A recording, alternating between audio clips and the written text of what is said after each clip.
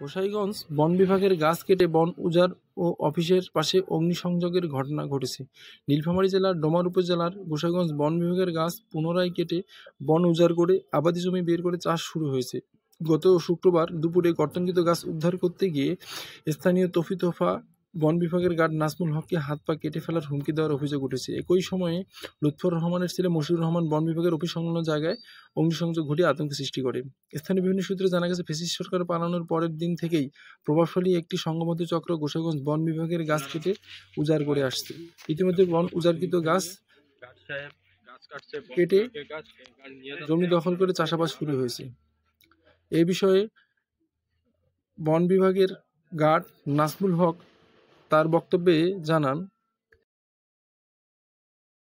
তারা বাইরে দখল করছে এবং ইদানিং আমার অফিসের সামনে অফিসের মাঠটাও দখল করতেছে, আগুন লাগিয়ে দিয়ে সবকিছু দখল করতেছে। আমি অনেক হুমকির মধ্যে আছি, একা একা থাকতে হয়, অনেক ঝুঁকির মধ্যে আছি।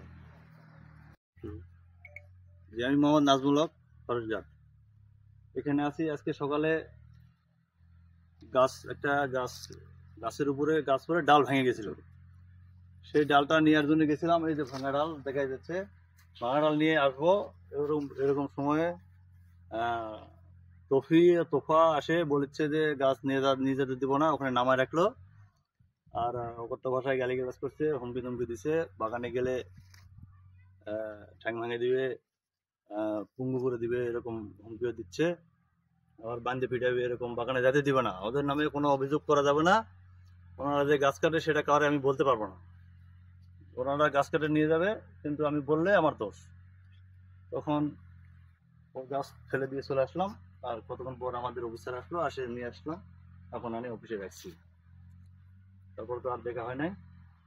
আর ওইদিকে সবাই বাগানের গাছ কাটে বাগান দখল করতেছে, এদিকে করতেছে, এদিকে কাটতেছে।